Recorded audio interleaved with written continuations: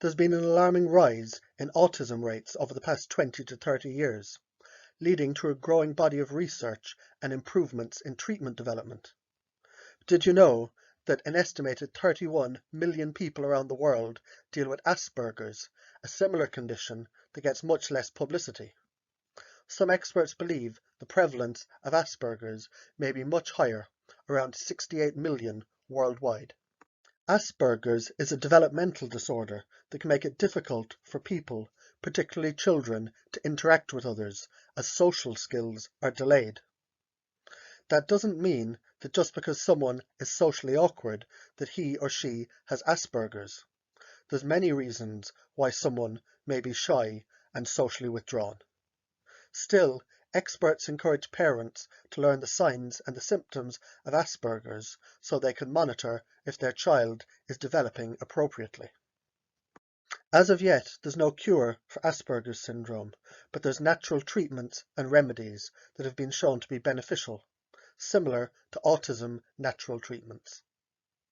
There's a number of therapy programs that are in place for individuals with Asperger's symptoms, including cognitive behavioural therapy and group therapy. People with Asperger's can also focus on calming and confidence-boosting activities like yoga and music therapy. Asperger's syndrome is a pervasive developmental disorder that involves delays in the development of basic skills, especially the ability to socialize and communicate with others, and to use imagination. It often isn't until a child or an adult begins to have serious difficulties in school, or the workplace, or his or her personal life that Asperger's will be diagnosed. Many adults receive a diagnosis only after seeking help for a related issue such as depression or anxiety. Asperger's syndrome was named for the Austrian pediatrician Hans Asperger, who first described the disorder in 1944. Dr. Asperger described 4 patients with similar social difficulties. He noticed that their intelligence levels were normal, but the children lacked nonverbal communication skills, and they failed to display empathy for their peers. He also noted that they demonstrated an all-absorbing interest in narrow topics, which dominated their conversations with others. Dr. Asperger's findings were unnoticed until 1981, when English physician Lorna Wing published a series of case studies involving children with similar symptoms. Wing's findings were widely published and popularized, and in 1994, Asperger's syndrome was added to the 4th edition of the Diagnostics and Statistics Manual of Mental Health Disorders, which is used by clinicians and researchers to diagnose and classify mental disorders. Asperger's syndrome is actually classified as an autism spectrum disorder and no longer has its own diagnosis. It was eliminated in 2013 as its own individual condition, making it even more difficult to distinguish between classic autism. That's because many of the symptoms are the same. Some common Asperger's symptoms include awkward social skills, a difficulty interacting with others and maintaining conversation, repetitive and eccentric behaviors like finger twisting, unordinary rituals or preoccupations, like getting dressed in a specific order, trouble communicating, avoiding eye contact, not displaying expressions, a neglect for body language, a limited range of interests, being obsessive in nature, having coordination difficulties, being clumsy and having awkward movements, being highly skilled in one area, such as music or maths. Children and adults with Asperger's syndrome may have difficulty connecting with their peers due to a lack of social skills. Social tasks like talking one-on-one, making eye contact, and participating in group activities may be hard for people with Asperger's. Most people with Asperger's appear to want to connect with their peers, but they aren't comfortable with these types of social engagements. A lack of eye contact may also make people with Asperger's seem unengaged in a conversation. It may seem that they don't understand the use of gestures and sarcasm, so they appear to be socially awkward. Another Asperger's syndrome is selective mutism, which occurs when young children or adults only speak freely and comfortably with people they know well, but not with strangers. It may seem like they're simply very shy, but the difference is that they also display other signs of being socially withdrawn. People with Asperger's find it difficult to empathize or to understand the feelings of others. For this reason, they may come off as insensitive when really they don't understand the appropriate behaviors in certain situations. Over time, an individual with Asperger's can learn the accepted social behaviors and responses. Still, although he or she may react appropriately in the moment, he or she may still not truly understand why the other person is upset. People with Asperger's may also have trouble understanding the intent behind another person's actions, so they misunderstand humor and they don't pick up on subtleties in someone's use of words or tone. This is why social interaction can sometimes be too overwhelming for people with Asperger's. Because they can't see things from another person's perspective, they aren't able to predict or understand their actions. According to Autism Speaks, individuals with Asperger's syndrome can sometimes have a peculiar manner of speaking. Sometimes they speak overly loud or in a monotone voice. People with Asperger's usually have good language skills, but they use language in different ways than most other people. Their speaking patterns may be unusual, with a rhythmic nature. They may come across as too formal, or their speech may even be high-pitched. Individuals with Asperger's may also have trouble controlling their emotions, such as laughing or crying easily at inappropriate times. They can also have motor skill delays, coming across as awkward or clumsy. A child with Asperger's may develop a strong, sometimes obsessive interest in a few areas, such as music, weather, math, planes, or maps. This serves as the most distinguishing Asperger's symptom. Children with Asperger's typically know everything about their topic of interest, and their conversations with others are about little else. They tend to become exceptionally talented and skilled in this particular area too, learning a great deal of information and facts that they memorize and can repeat. People with Asperger's sometimes develop a routine or a ritual that they refuse to alter. They can become fixated on ensuring that their external environment and daily routines remain constant, because sudden changes may exceed their coping mechanisms and make them feel anxious. Those with Asperger's may experience motor or phonic tics in addition to other behavioural abnormalities.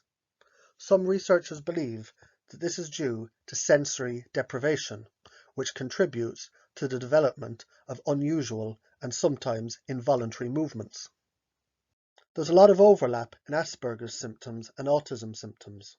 The most obvious signs and symptoms of autism usually emerge between the age of 2 and 3, and they include the need for repeated rituals, repetitive and compulsive behaviors, repetition of certain motor activities, tantrums, head banging, hand or limb flapping, spinning, body rocking, flicking, scratching, tracing, feeling textures, tapping, teeth grinding, grunting, and yelling. These symptoms also often appear in children with Asperger's, which may explain why the Asperger's diagnosis was disbanded and is now instead included in the autism spectrum disorder umbrella. The biggest differences in these two conditions is the way in which these disorders are perceived. While they're extremely similar in many ways, Asperger's patients typically function at a higher level than those with autism. In fact, it may be difficult to detect Asperger's, especially in children, because those who have it often have normal intelligence and near normal language development. While this topic is still controversial, when Asperger's is compared to autism, those with autism typically seem to have more difficulty with verbal communication and sometimes a lower IQ. However, children with both conditions have trouble expressing their feelings, don't hold eye contact, and have trouble picking up on body language and gestures of others. They both display obsessive behaviors as well and can be sensitive to outside scents like sounds, clothing, and even food. In fact, it can be so difficult to differentiate Asperger's and high-functioning autism that it can be nearly impossible at times. Cognitive behavior therapy is a type of therapeutic approach that helps a person to become more aware of inaccurate or negative thinking so that he or she can view challenging situations more clearly, thereby responding to these triggers in a more effective way. This type of therapy helps people with Asperger's shift the way that they interpret situations, how they feel about challenging situations, and how they choose to respond to them. With a therapist's help, the patient is encouraged to challenge his or her beliefs and automatic thoughts through a variety of techniques. He or she may also practice relaxation exercises that can be calming when faced with challenging situations, such as deep breathing exercises and using internal dialogue techniques. Family members can also get involved by joining therapy sessions in order to help the patient with his or her therapy techniques when real-life situations arise. A 2010 systematic review conducted at the University of California evaluated studies involving the treatment of anxiety in people with an autism spectrum disorder using cognitive behavior therapy. Each study was analyzed and critically appraised before conclusions were determined. Researchers found that every study reported positive outcomes, suggesting that this type of therapy is an effective treatment for individuals with Asperger's. Group social skill interventions are a commonly offered treatment for children with Asperger's or high-functioning autism. They serve as a support system to individuals with Asperger's and their family. The Asperger Autism Network, for instance, offers a comprehensive array of programs and services for the Asperger's community. The goal of the group programs is to offer support and an environment where social skills can be improved. These are open to parents with Asperger's children, parents of teens with Asperger's, and adults with Asperger's. Online forums, conferences, seminars, and workshops are also available online to help with social skill building. These programs work to empower individuals with Asperger's, and they build a sense of community. Group therapy is sometimes called social skill group therapy, which is used to better prepare an individual to cope with social and interpersonal expectations. A review of research published in Psychiatry found that social skill group therapy can help children improve their greeting and their play skills. Some studies showed that displaying these skills outside of the clinic where the therapy sessions were held was more difficult, but greeting skills still improved significantly.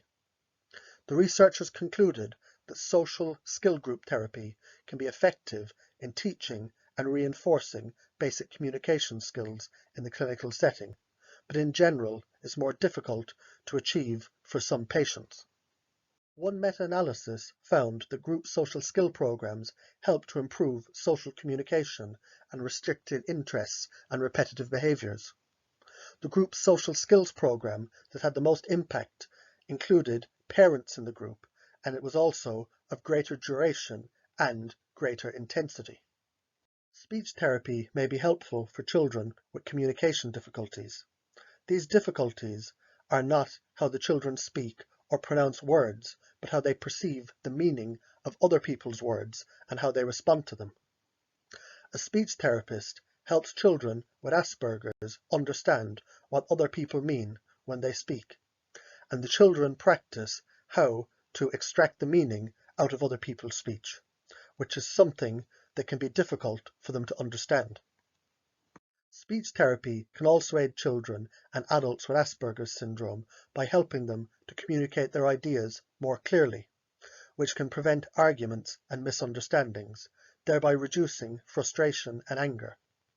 Finally, speech therapy is beneficial for practicing problem solving and working on organization. Using music to reinforce communication can be helpful for individuals with autism and Asperger's syndrome. Music is used to enhance social skills and communication development. The positive effects on spoken and gestural communication have been noted in small trial studies. Clinical practice often pair music therapy and other interventions such as group therapy.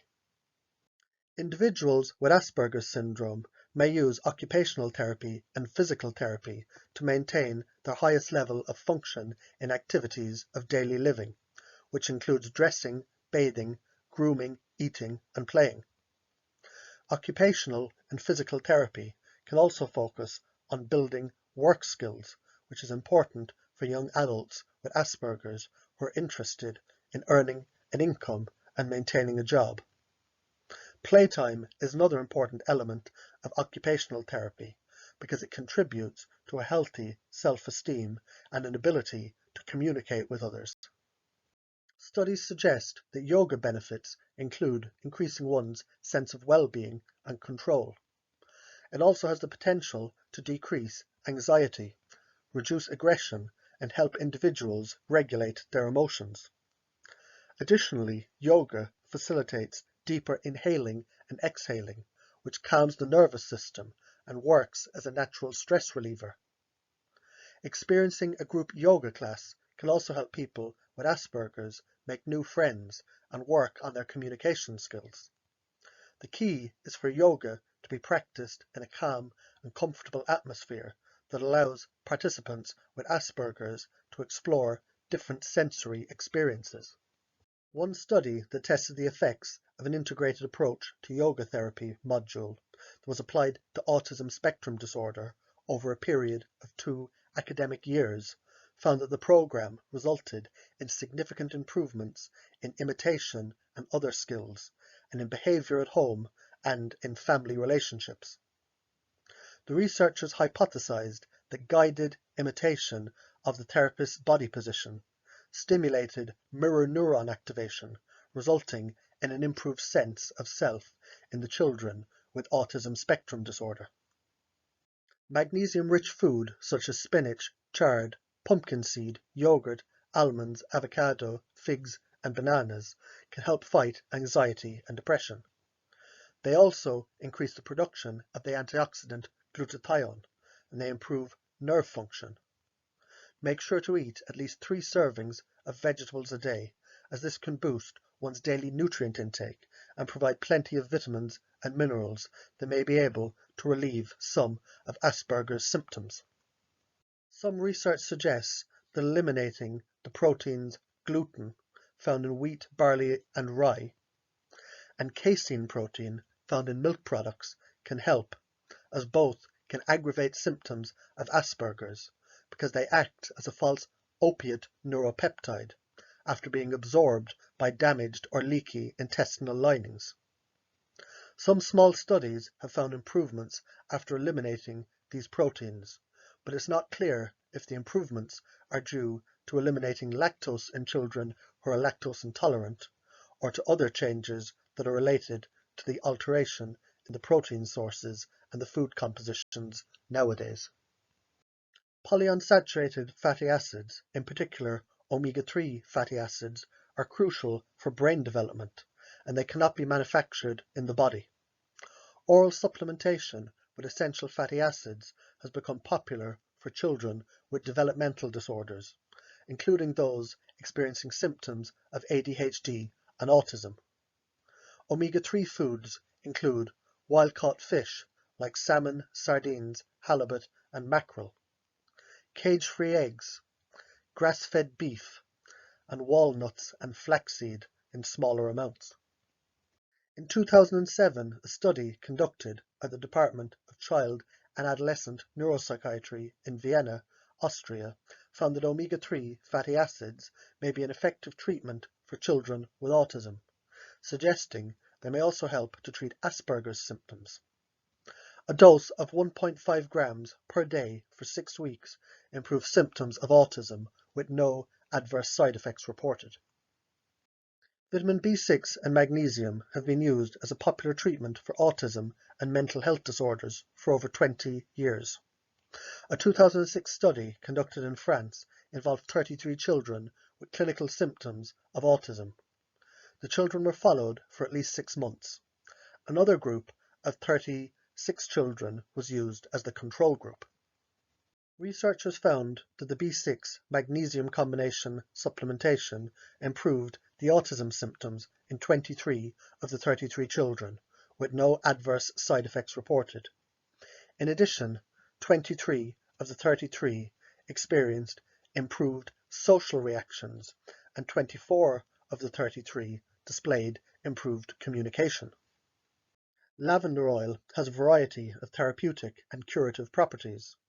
It helps to induce relaxation, and studies have shown that it may be an effective treatment for several neurological disorders. Individuals with Asperger's are sometimes very sensitive to smells, so it's important not to push the use of essential oils if it makes the person uncomfortable.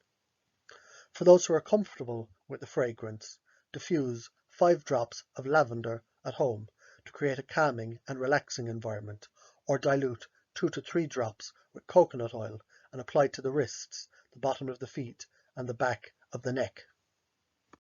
If Asperger's symptoms are present in a child, a doctor will begin an evaluation in order to make a diagnosis. The evaluation involves a complete medical history and physical and neurological exam. There's no specific tests that can detect Asperger's syndrome, but many people with Asperger's have coordination issues and low muscle tone that a doctor may be able to recognize. Doctors may also use blood tests and X-rays to determine if there's another health or physical issue that's causing what seems like Asperger's symptoms. The Diagnostics and Statistics Manual criteria for Asperger's specifies that the individual must have severe and sustained impairment in social interaction, the development of restricted, repetitive patterns of behavior, and interests and activities that must cause clinically significant impairments in social, occupational, and other important areas of functioning. According to Autism Society, early diagnosis is important, as children with Asperger's syndrome who are diagnosed and treated early in life have an increased chance of being successful in school and eventually living independently. Neurofeedback is a type of biofeedback therapy that's also called neurotherapy. It's a brain training method, and it uses real-time displays of brain activity to teach self-regulation of brain function. Sensors are placed on the scalp to measure brain waves, which then produce a signal that can be used as feedback. The results are shown as a color-coded map on a computer screen, and this indicates areas of the brain where there's too much or too little brainwave activity. The goal is to teach patients to produce positive brainwave patterns. The patient wears headgear that's similar to that worn while playing video games. Producing brainwave activity in specific areas of the brain will show up on a screen for the patient to see. This type of therapy is commonly used on patients with ADHD also. A 2010 study published in Applied Psychophysiology and Biofeedback evaluated 150 clients with Asperger's syndrome and 9 clients with autistic spectrum disorder over a 15-year period. Researchers were looking for a change in symptoms as a result of the neurofeedback therapy. The client received 40 to 60 sessions of the therapy, which was combined with training in metacognitive strategies relevant to social understanding, spatial reasoning, reading comprehension, and maths. These strategies were only taught when the neurofeedback indicated that the client was relaxed, calm, and focused. As a result of this type of therapy, significant improvements were found on measures of attention, core symptoms, achievement, and intelligence. The average gain for the full scale IQ score was 9 points, and the positive outcome included decreased ADHD and Asperger's symptoms. There's some potential side effects in neurofeedback. Repetitive overstimulation during treatment can trigger anxiety, agitation, and panic attacks. If this were to happen, alterations to treatments would have been made in order to alleviate these reactions. Of course, any treatment that's intended to alter brain waves can cause temporary side effects and should be used with great care by a qualified practitioner. If the treatments are handled too aggressively or with too much repetition involved, there could be negative side effects. SSRI medications are used to relieve anxiety and depression in individuals who display Asperger's symptoms. Selective serotonin reuptake inhibitors ease depression by affecting neurotransmitters that communicate with brain cells. They block the reabsorption of the neurotransmitter serotonin in the brain, changing the balance of serotonin and boosting the individual's mood. Some side effects of SSRIs include nausea, nervousness, dizziness, headache, insomnia, vomiting, and diarrhea. There's numerous natural alternatives to SSRIs which have been proven to be as effective with none of these dangerous side effects associated with them. Check out my video series on mental health conditions for more information, and my video on the neurotransmitter serotonin, and my herbal replacement video for Valium and Prozac. Antipsychotics act on neurotransmitters such as dopamine, and this allows communication between nerve cells. Antipsychotics are most commonly used to help treat patients with schizophrenia and related disorders. Again, check out my videos on natural treatment options for schizophrenia and my videos on neurotransmitter dopamine for safer options. Stimulants are used to increase alertness, attention, and energy. They may also elevate heart rate and blood pressure. They're commonly used to treat individuals with neurological disorders because they're able to enhance the effects of chemicals in the brain. Unfortunately, there's been a dramatic increase in stimulant prescriptions over the last 2 decades, and people opt for prescriptions to stimulants such as Concerta or Adderall because they're perceived as safe and effective. But stimulant use may come with withdrawal symptoms after treatment, depression, disturbance of sleep patterns, and fatigue. They can also lead to feelings of hostility and paranoia. Overuse of stimulants can also contribute to chronic fatigue and chronic inflammatory illnesses, as stimulant use and sleep deprivation are linked. And also, stimulant use and increased sugar cravings are also linked. According to estimates for the US and Canada, the range of Asperger's syndrome cases range from 1 in every 250 children to 1 in every 10,000 children. Because the syndrome is recognized as a unique disorder, the exact number of people with the disorder is unknown. Asperger's symptoms are 4 to 8 times more likely to develop in males than females, and is usually first diagnosed between the ages of 2 and 6, as communicative and language skills are beginning to emerge. This is different than autistic disorder, which is usually apparent before the age of 3. Sometimes Asperger's symptoms are confused with other behavioural issues like ADHD. In fact, many people are originally diagnosed with ADHD until it's realised that the symptoms stem from the inability to socialise properly, as opposed to an inability to focus. Some other areas of interest as possible triggers or treatments for autism and Asperger's can be heavy metal poisoning, environmental toxicity, or some parasitic infection. Some reasons for this theory are that the individuals report improvements in these conditions by controversial therapies such as GCMAF, MMS or chlorine dioxide, and heavy metal chelation therapy. These therapies would require an individual video on each topic, as they're still in the experimental stage and they're considered unverified treatments, so more research and medical supervision should be taken if attempting any of these so-called fringe therapies.